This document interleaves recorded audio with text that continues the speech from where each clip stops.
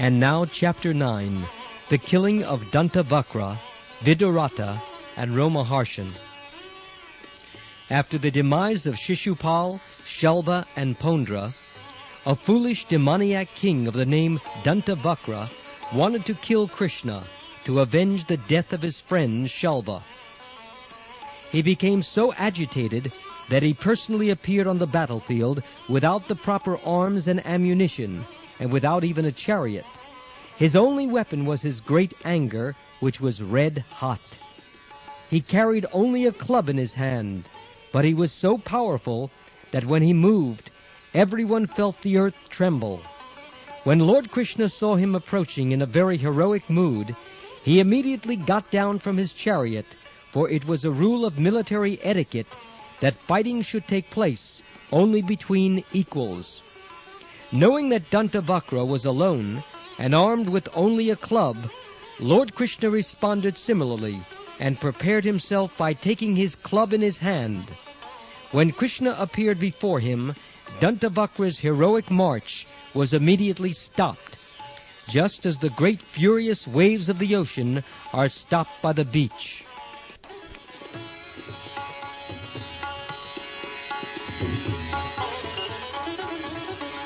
At that time, Dantavakra, who was the king of Kurush, stood up firmly with his club and spoke to Lord Krsna as follows. "It is a great pleasure and fortunate opportunity, Krsna, that we are seeing each other face to face. My dear Krsna, after all, you are my maternal cousin, and I should not kill you in this way. But unfortunately, you have committed a great mistake by killing my friend Shalva. Moreover, you are not satisfied by killing my friend. I know that you want to kill me also. Because of your determination, I must kill you by tearing you to pieces with my club. Krsna, although you are my relative, you are foolish. You are our greatest enemy, so I must kill you today, just as a person removes a boil on his body by surgical operation. I am always very much obliged to my friends, and I therefore consider myself indebted to my dear friend Shalva. I can liquidate my indebtedness to him only by killing you."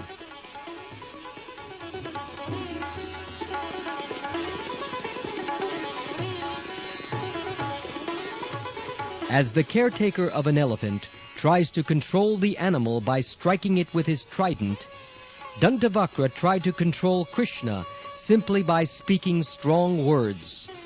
After finishing his vituperation, he struck Krsna on the head with his club and made a roaring sound like a lion. But Krsna, although struck strongly by the club of Dantavakra, did not move even an inch, nor did he feel any pain. Taking his Komadaki club and moving very skillfully, Krsna struck Dantavakra's chest so fiercely that Dantavakra's heart split in twain. As a result, Dantavakra began to vomit blood.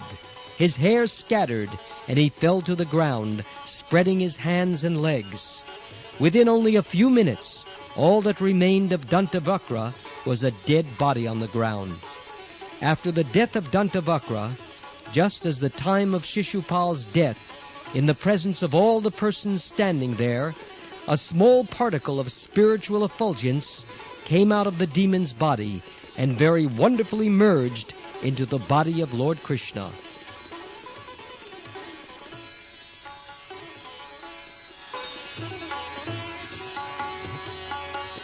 Dantavakra had a brother named Viduratha, who was overwhelmed with the grief at Dantavakra's death. Out of grief and anger, Viduratha was breathing very heavily, and just to avenge the death of his brother, he also appeared before Lord Krsna with a sword and a shield in his hands. He wanted to kill Krsna immediately. When Lord Krsna understood that Viduratha was looking for the opportunity to strike him with his sword, he employed his Sudarshan Chakra, his razor-sharp disc, and without delay cut off Viduratha's head with its helmet and earrings. In this way, after killing Shalva and destroying his wonderful airplane, and then killing Dantavakra and Viduratha, Lord Krishna at last entered his city, Dwarka. It would not have been possible for anyone but Krishna to kill these great heroes, and therefore all the demigods from heaven and the human beings on the surface of the globe were glorifying him. Great sages and ascetics, the denizens of the Siddha and Gandharva planets, the denizens known as Vidyadharas, Vasuki, and the Mahanagas, the beautiful angels, the inhabitants of Pitraloka, the Yakshas, the Kinnaras, and the Charanas, all showered flowers upon him and sang songs of his victory in great jubilation.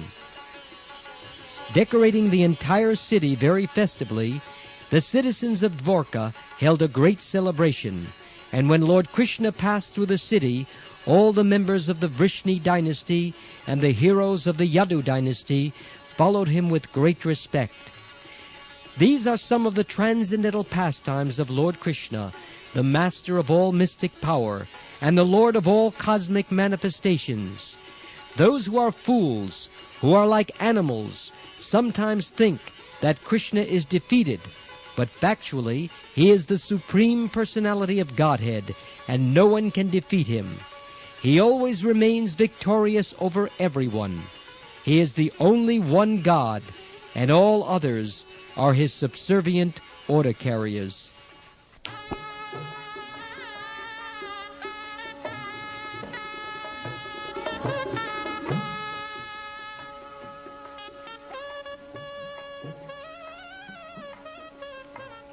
Once upon a time, Lord Balaram heard that an arrangement was being made for a fight between the two rival parties in the Kuru dynasty, one headed by Duryodhana and the other by the Pandavas. He did not like the idea that he was to be only a mediator to stop the fighting. Finding it unbearable not to take an active part on behalf of either of the parties, he left Dwarka on the plea of visiting various holy places of pilgrimage. He first of all visited the place of pilgrimage known as Prabhasa Kshetra. He took his bath there, and he pacified the local Brahmins and offered oblations to the demigods, Pitas, great sages, and people in general, in accordance with Vedic ritualistic ceremonies. That is the Vedic method of visiting holy places. After this, accompanied by some respectable Brahmins, he decided to visit different places on the bank of the river Sarasvati. He gradually visited such places as Pritudak, Bindusara, Tritakup, Sudarshan Tirtha, Vishala Tirtha, Brahma Tirtha, and Chakra Tirtha. Besides these, he also visited all the holy places on the bank of the Sarasvati river, running toward the east. After this, he visited all the principal holy places on the bank of the Yamuna and on the bank of the Ganges. Thus he gradually came to the holy place known as Naimisharanya.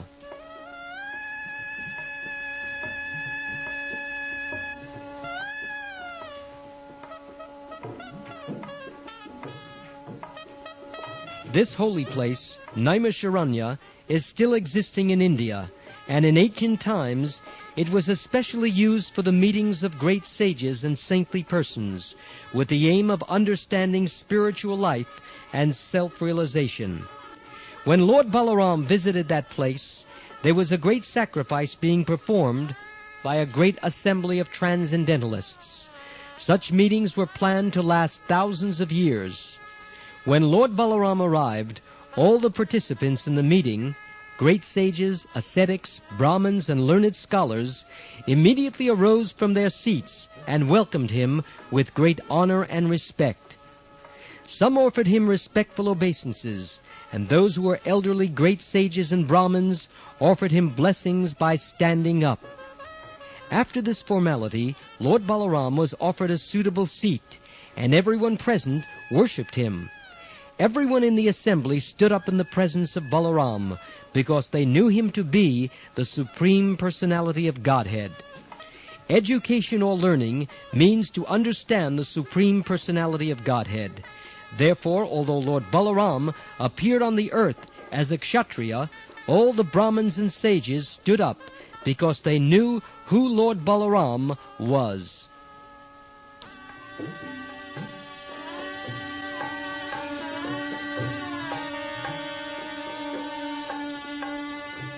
Unfortunately, after being worshipped and seated in his place, Lord Balaram saw Romaharsana, the disciple of Vyasadeva, the literary incarnation of Godhead, still sitting on the Vyasasana. He had neither gotten up from his seat nor offered him respects. Because he was seated on the Vyasasana, he foolishly thought himself greater than the Lord. Therefore he did not get down from his seat or bow down before the Lord. Lord Balaram then considered the history of Romaharsana. He was born in a Sutta family, or a mixed family, born of a Brahmin woman and a Kshatriya man. Therefore, although Romaharsana considered Balaram a Kshatriya, he should not have remained sitting on a higher seat. According to his position by birth, he should not even have accepted the higher sitting position, because many learned Brahmins and sages were present. Lord Balaram also observed that Romaharsana not only refused to come down from his exalted seat, but did not even stand up and offer his respects when Balaramji entered the assembly. Lord Balaram did not like the audacity of Romaharsana and became very angry with him.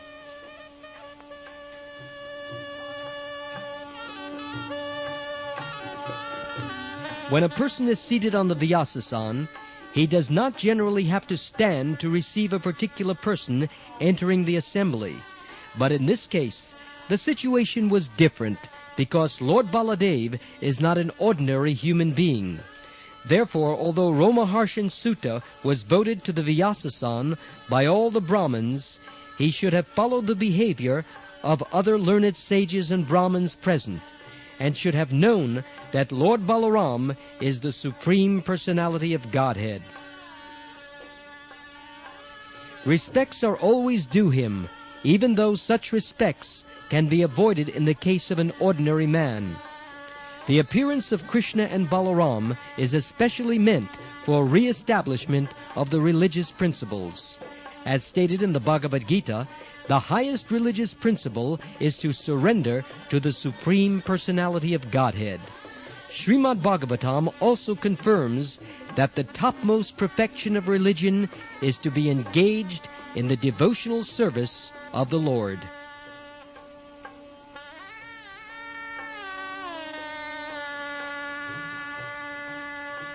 When Lord Balaram saw that Romaharsana Sutta did not understand the highest principle of religion, in spite of his having studied all the Vedas, he certainly could not support his position. Romaharsana Sutta had been given the chance to become a perfect Brahmin, but because of his ill behavior in his relationship with the Supreme Personality of Godhead, his low birth was immediately remembered. Romaharsana Sutta had been given the position of a Brahmin, but he had not been born in the family of a Brahmin. He had been born in a Pratilom family. According to Vedic concept, there are two kinds of mixed family heritage, called Anulom and Pratilom. When a male is united with a female of a lower caste, the offspring is called Anulom.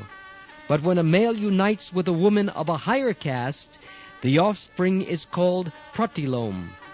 Romaharsana Sutta belonged to the Pratilom family, because his father was a Kshatriya and his mother a Brahmin. Because Romaharsana's transcendental realization was not perfect, Lord Balaram remembered his Pratilom heritage. The idea is that any man may be given the chance to become a Brahmin, but if he improperly uses his position of a Brahmin without actual realization, then his elevation to the Brahminical position is not valid.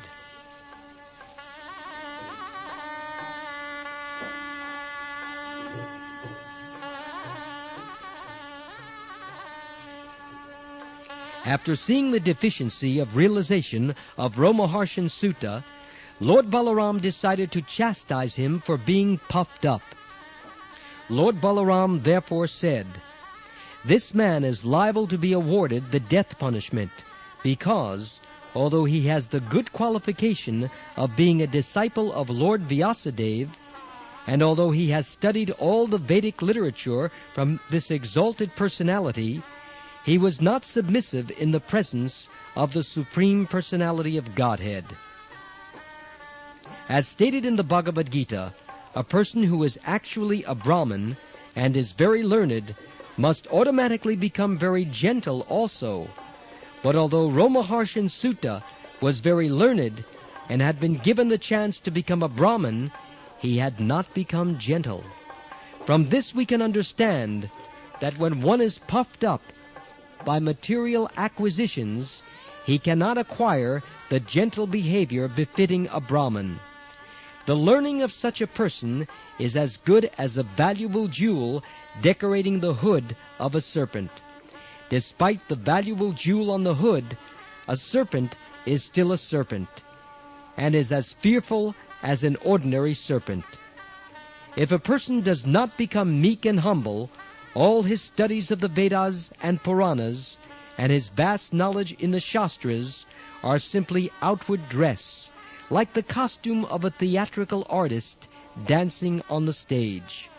Lord Balaram considered, "I have appeared in order to chastise false persons who are internally impure, but externally pose themselves to be very learned and religious. My killing of such persons is proper, to check them from further sinful activity."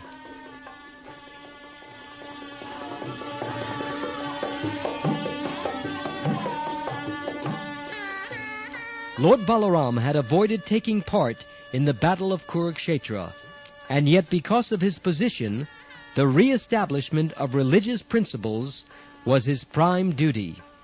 Considering these points, he killed Romaharshan Sutta simply by striking him with a kusha straw, which was nothing but a blade of grass. If someone questions how Lord Balaram could kill Romaharshan Sutta simply by striking him with a blade of kusha grass, the answer is given in the Srimad Bhagavatam by the use of the word Prabhu, or Master. The Lord's position is always transcendental, and because he is omnipotent, he can act as he likes, without being obliged to the material laws and principles. Thus it was possible for him to kill Romaharshan Sutta simply by striking him with a blade of kusha grass.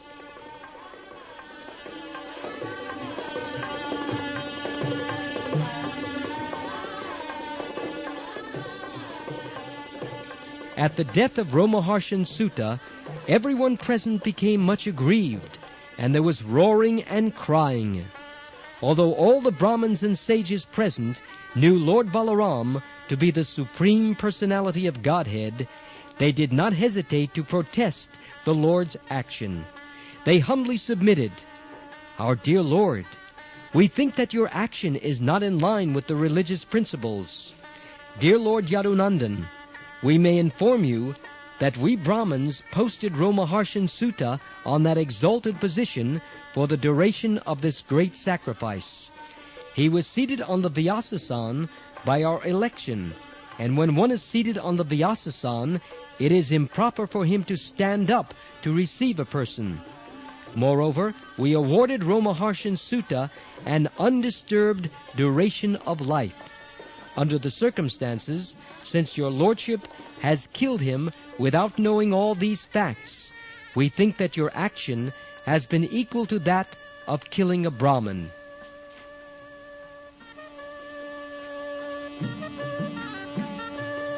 Dear Lord, deliverer of all fallen souls, we know certainly that you are the knower of all Vedic principles. You are the master of all mystic powers. Therefore the Vedic injunctions cannot ordinarily be applied to your personality. But we request that you show your causeless mercy upon others by kindly atoning for this killing of Romaharshan Sutta. We do not, however, suggest what kind of act you should perform to atone for killing him. We simply suggest that you adopt some method of atonement so that others may follow your action. What is done by a great personality is followed by the ordinary man." The Lord replied, "Yes, I must atone for this action, which may have been proper for me, but is improper for others. Therefore I think it is my duty to execute a suitable act of atonement enjoined in the authorized Scriptures. Simultaneously, I can also give this Romaharshan Sutta life again, with a span of long duration, sufficient strength, and full power of the senses. Not only this, but if you desire, I shall be glad to award him anything else you may ask. I shall be very glad to grant all these boons to fulfill your desires."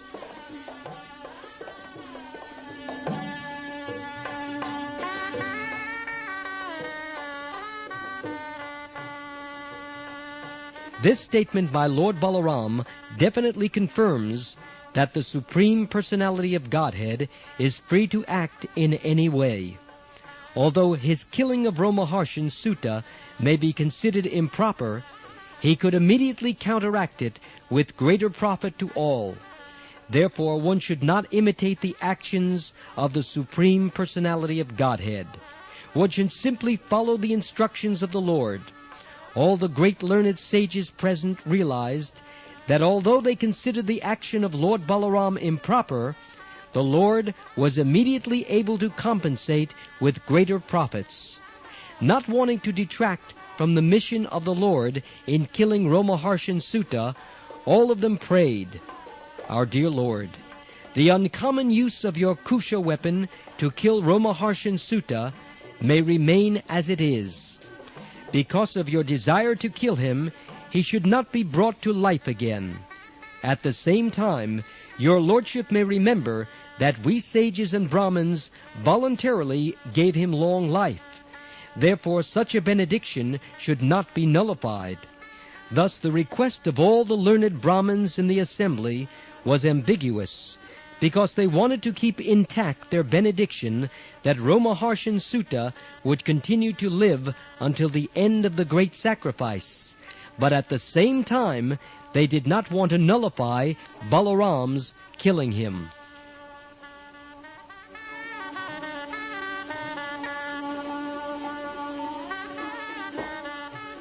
The Supreme Personality of Godhead therefore solved the problem in a manner befitting his exalted position.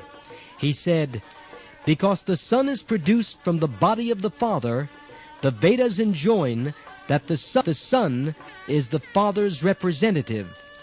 Therefore I say that Ugrashrava Sutta, the son of Romaharshan Sutta, should henceforth take his father's position and continue the discourses on the Puranas, and because you wanted Romaharshan to have a long duration of life, this benediction will be transferred to his son. The son, Ugrashrava, will therefore have all the facilities you offered, a long duration of life in a good and healthy body with no disturbances, and full strength of all the senses."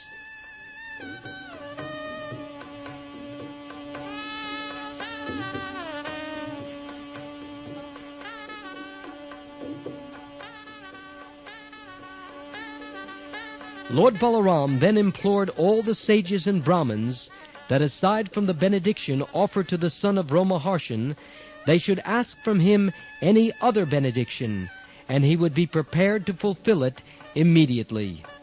The Lord thus placed himself in the position of an ordinary kshatriya, and informed the sages that he did not know in what way he could atone for his killing of Romaharshan, but whatever they would suggest, he would be glad to accept. The Brahmins could understand the purpose of the Lord, and thus they suggested that he atone in a manner beneficial for them. They said, "Our dear Lord, there is a demon of the name Balbal. He is the son of Ilval, but he is a very powerful demon, and he visits this sacred place of sacrifice every fortnight on the full moon and moonless days, and creates a great disturbance to the discharge of our duties in the sacrifice. O descendant of the Dashara family, we all request you to kill this demon. We think that if you kindly kill him, that will be your atonement on our behalf. The demon occasionally comes here and profusely throws upon us contaminated, impure things like pus, blood, stool, urine, and wine. He pollutes the sacred place by showering such filth upon us. After killing Balbal, you may continue touring all these sacred places of pilgrimage for 12 months, and in that way you will be completely freed from all contamination. That is our prescription. Thus ends the Bhaktivedanta purport of the 3rd volume, 9th chapter of Krsna, the killing of Dantavakra, Viduratha, and Romaharsana.